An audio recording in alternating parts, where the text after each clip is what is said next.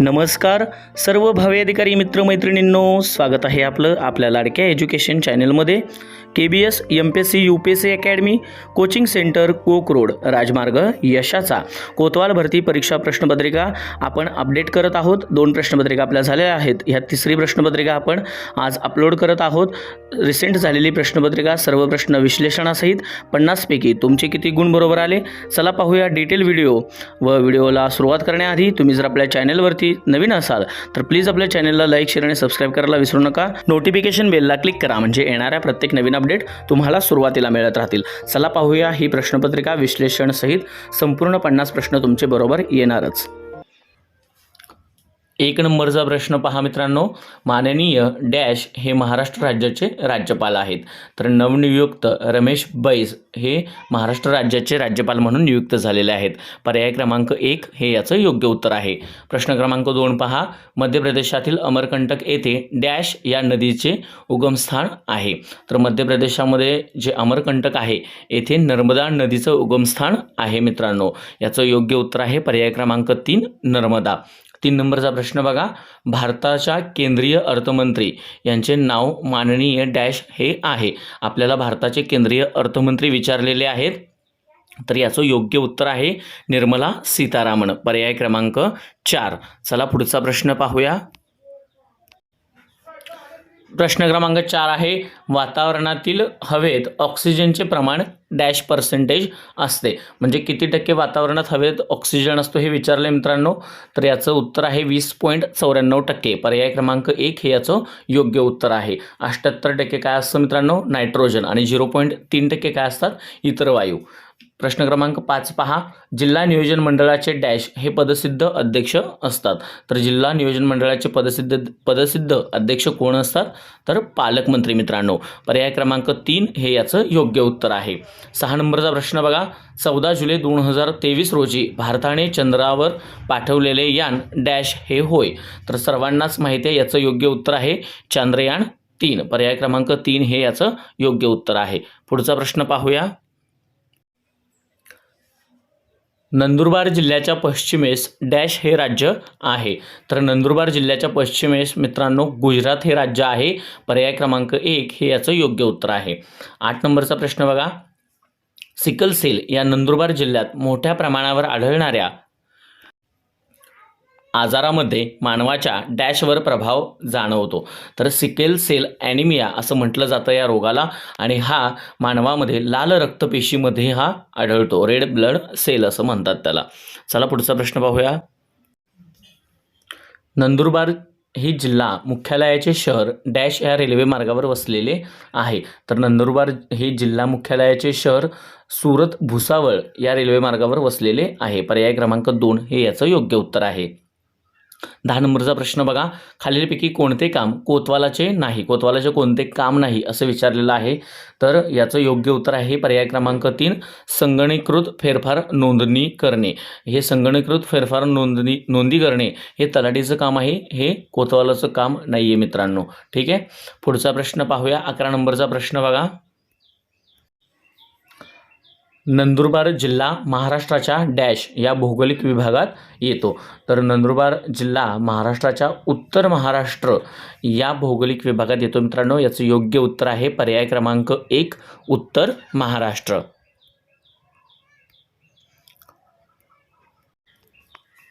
पुढचा प्रश्न बघा, 12व्या क्रमांकाचा प्रश्न आहे, नंदुरबारचे सुपुत्र शिरीष कुमार मेहता यांनी डॅश या चळवळीत हौतात्म्य पत्करले। तर याचं योग्य उत्तर आहे पर्याय क्रमांक 2 चले जाव आंदोलन। महात्मा गांधीजींनी 1942ला चले जाव आंदोलनाची जी हाक दिली होती, त्याच्यामध्ये नंदुरबार शहरातील जे सुपुत्र होते शिरीष कुमार यांनी तिरंगा हाती घेतला होता आणि त्यांच्यावरती इंग्रजांनी गोळीबार केला होता, त्याच्यामध्ये त्यांचा मृत्यू झाला होता। त्यांनीच नंदुरबारमध्ये हौतात्म्य पत्करले होते चले जाव चळवळीच्या वेळेस। प्रश्न क्रमांक 13 पहा, सूर्यग्रहणाच्या संदर्भात खालीलपैकी कोणते विधान हे चुकीचं आहे असं विचारलेलं आहे मित्रांनो। सूर्यग्रहण आणि चंद्रग्रहण या 2 गोष्टी तुम्हाला माहिती असणं गरजेचं आहे। चुकीचं विधान विचारलेलं आहे, तर याचं योग्य उत्तर आहे पर्याय क्रमांक 1 पृथ्वी ही चंद्र या सूर्याच्या मध्ये येते. मित्रांनो, हे 1 नंबरचा पर्याय आहे तो चुकीचा आहे. याचं म्हणजे सूर्यग्रहणाच्या संदर्भातली विधाने मग बरोबर कोणती, तर चंद्र हा पृथ्वी व सूर्य यांच्यामध्ये येतो. या दिवशी अमावस्या असते आणि चंद्राची सावली पृथ्वीवर पडते. ही तिन्ही विधानं बरोबर आहेत. मग चुकीचं कोणतं आहे, तर पर्याय क्रमांक 1 हे चुकीचं आहे.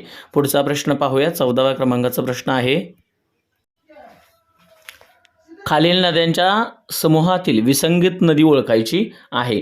नर्मदा, तापी, कावेरी आणि उल्हास. याच्यामध्ये विसंगत नदी कोणती आहे, तर कावेरी. पर्याय क्रमांक 3 हे याचं योग्य उत्तर आहे. नर्मदा, तापी आणि उल्हास या पश्चिम वाहिनी नद्या आहेत आणि कावेरी ही दक्षिण वाहिनी नदी आहे. सो कावेरी ही याचं योग्य उत्तर आहे. प्रश्न क्रमांक 15 पहा. पोपट कैदमध्ये ठेवल्यानंतर तो पिंजऱ्यात असतो म्हणून पोपट पिंजरा असं दिलेलं आहे. तर मनुष्य ज्यावेळी कैदेत असतो त्यावेळेस कोणत्या ह्याच्यात असतो तो विचारलेलं आहे. तर मनुष्य हा तुरुंगात असतो. मित्रांनो, कैद असेल तर तो कुठे ठेवला जातो, तुरुंगात. सर याचं योग्य उत्तर आहे पर्याय क्रमांक 4 तुरुंग. पुढचा प्रश्न पाहूया. 16 नंबरचा प्रश्न पहा. 6.5 मीटर कापडातून 4.25 मीटर कापड विकले गेले तर किती मीटर कापड शिल्लक राहिले असेल. तर 6.5 म्हणजे 6.50, त्याच्यामधून 4.25 वजा करायचं आहे. मग याच्यामधून आपल्याला शिल्लक किती राहतात, तर याचं योग्य उत्तर आहे पर्याय क्रमांक 3 3.25 मीटर. मित्रांनो, चला पुढचा प्रश्न पाहूया. 17 नंबरचा प्रश्न बघा. एका सांकेतिक भाषेत डिमांड हा शब्द DNAMED असा लिहितात. कृष्णा हा शब्द ANHSIRK असा लिहितात. तर क्वेश्चन हा शब्द कसा लिहावा. जर तुम्ही इथं बारकाईनं निरीक्षण केलं तर डिमांड हा शब्द उलटा लिहिल्यानंतर असा शब्द तयार होतोय. त्याच्यानंतर कृष्णा हा शब्द उलटा लिहिल्यानंतर ANHSIRK असा होतोय. तर क्वेश्चनला सरळ सरळ मित्रांनो उलटा लिहा. तर याचं योग्य उत्तर काय होईल, मग पर्याय क्रमांक 2 हे याचं योग्य उत्तर होईल. NOITSUEUQ हे याचं योग्य उत्तर होईल. चला पुढचा प्रश्न पाहूया. मुलींच्या रांगेत प्रियाचा क्रमांक उजवीकडून 9वा तर डावीकडून 11वा आहे. तर रांगेत एकूण मुली किती, तर याचं योग्य उत्तर आहे 19. उजवीकडून 9वा तर डावीकडून 11वा. 11 अधिक 9 20 होतात आणि तीच डावीकडून उजवीकडून 1 असल्यामुळं त्यातून वजा 1 केलं की 19 उत्तर येतं आहे. तर याचं योग्य उत्तर आहे पर्याय क्रमांक 3 19. 19 नंबरचा प्रश्न बघा. एका गावची आजची लोकसंख्या 4000 आहे आणि लोकसंख्या वाढीचा वार्षिक दर 10% इतका आहे. तर 2 वर्षानंतर त्या गावची लोकसंख्या किती असेल असं विचारलेलं आहे. तर 4000 गुणिले 10% जर केलं तर 400 येतं आणि दुसऱ्या वर्षी 4400 गुणिले 10% गेलं तर 440 येतं. मग 400 आणि 440 असे 840 आणि ते 4000. तर याचं योग्य उत्तर आहे पर्याय क्रमांक 4 4840. चला आता पुढचा प्रश्न पाहूया.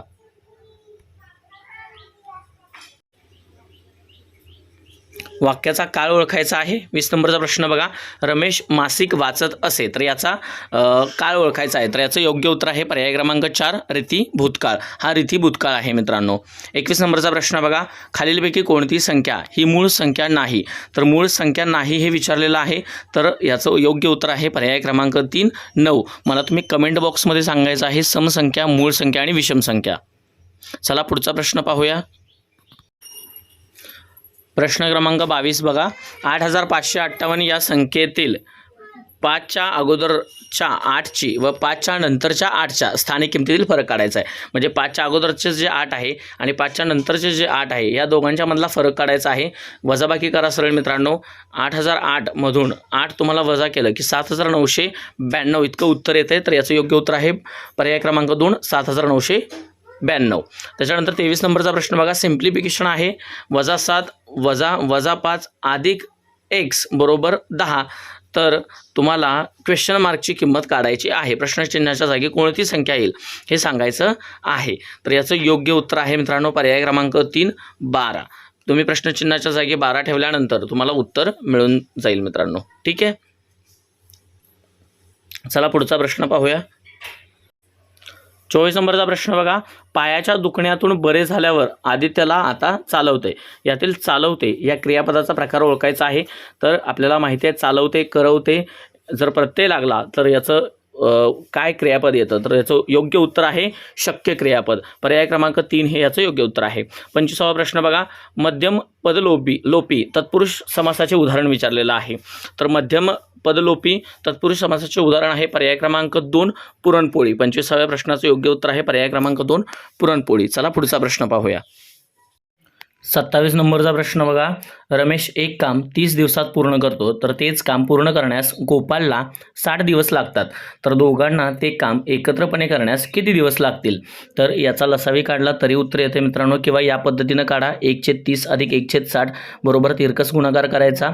60 अधिक 30 कारण आणि भागिले 30 गुणले 60, तर याचं 90/1800 येईल आणि याला तुम्ही भाग दिला की याचं उत्तर 20 येते मित्रांनो. तर याचं योग्य उत्तर आहे पर्याय क्रमांक 1 20.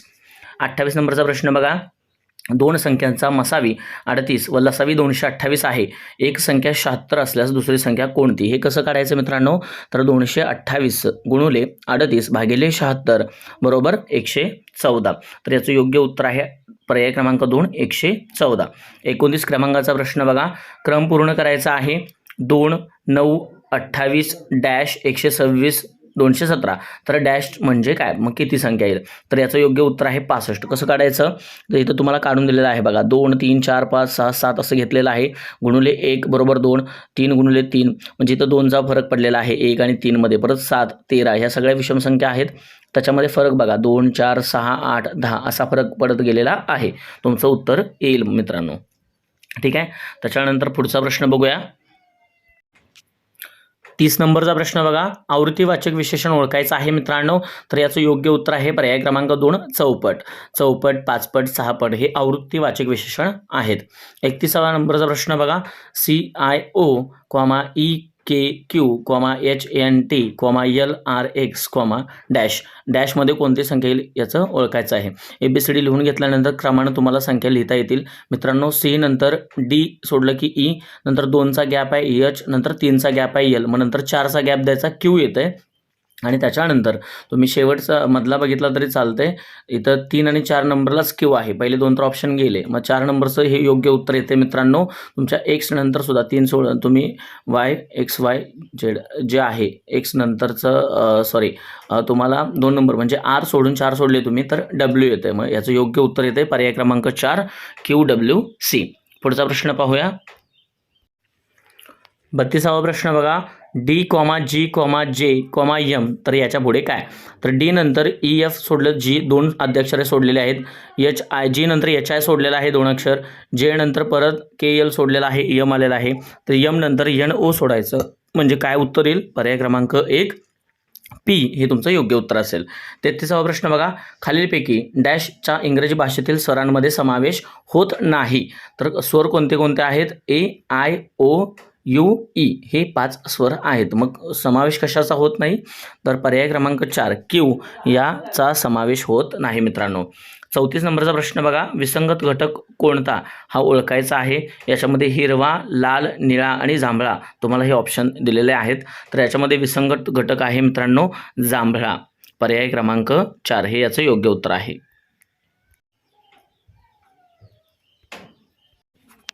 पुढचा प्रश्न बघा, 35वा प्रश्न आहे, रिकाम्या जागी शब्द घालून म्हण पूर्ण करायची आहे. सुंब जळेल पण डॅश जळत नाही. काय जळत नाही? तर याचं योग्य उत्तर आहे पर्याय क्रमांक 2 पीळ. पीळ जळत नाही. 36वा प्रश्न बघा, प्रामाणिकपणा हे डॅश प्रकारचा नामाचा प्रकार आहे. तर याचं योग्य उत्तर आहे पर्याय क्रमांक 3 बहुवाचक नाम. पुढचा प्रश्न पाहूया. 37वा प्रश्न आहे, वाक्यप्रचाराचा अर्थ सांगा. कंठस्नान घालणे याचा अर्थ काय? तर याचं योग्य उत्तर आहे पर्याय क्रमांक 3 ठार मारणे. 38वा प्रश्न बघा, सर्वनामाचा प्रकार ओळखायचा आहे. मी आपणहून त्याला देणगी दिली. याच्यामध्ये तुम्हाला सर्वनाम ओळखायचं आहे, तर याचं योग्य उत्तर आहे पर्याय क्रमांक 4 आत्मवाचक. आत्मवाचक सर्वनाम आहे हे. पुढचा प्रश्न पाहूया. 39वा प्रश्न बघा, भारताची राज्यघटना दिनांक डॅश या तारखेपासून अंमलात आली. तर ही 26 जानेवारी 1950 पासून अंमलात आलेली आहे. याचं योग्य उत्तर आहे पर्याय क्रमांक 2. 40वा प्रश्न बघा, इंग्रजी राजवटीत सतीबंदीचा कायदा लागू झाला त्यावेळी डॅश हे हिंदुस्थानचे व्हाईसरॉय होते. तर याचं योग्य उत्तर आहे पर्याय क्रमांक 3 लॉर्ड बेंटिंग यांनी सतीबंदीचा कायदा केलेला आहे. 41वा प्रश्न बघा, छत्रपती शिवाजी महाराजांचा राज्याभिषेक डॅश रोजी रायगडवर पार पडला. तर आपल्या सर्वांना माहिती आहे 6 जून 1674 रोजी शिवाजी महाराजांचा रायगडवरती राज्याभिषेक पार पडला. याचं योग्य उत्तर आहे पर्याय क्रमांक 2. चला पुढचा प्रश्न पाहूया. 42वा प्रश्न आहे. टोकियो ऑलिम्पिक 2020 मध्ये डॅश या खेळाडूने भालाफेक या क्रीडा प्रकारात भारताला सुवर्णपदक मिळवून दिले. तर याचं योग्य उत्तर आहे नीरज चोप्रा. नीरज चोप्रा यांनी टोकियो ऑलिम्पिकमध्ये भारताला सुवर्णपदक मिळवून दिलेले आहे भालाफेकमध्ये. त्याच्यानंतर 43वा प्रश्न बघा. 14 जुलै 2023 रोजी भारतीय अंतराळ संशोधन संस्थेने चंद्रावर यशस्वीरित्या पाठवलेल्या यानाचे नाव काय? हा प्रश्न रिपीट आहे. तर याचं योग्य उत्तर आहे पर्याय क्रमांक 3 चांद्रयान 3. 44वा प्रश्न बघा. भारतीय क्रिकेट संघाने डॅश यांच्या नेतृत्वात सन 1983 मध्ये विश्वचषक जिंकला.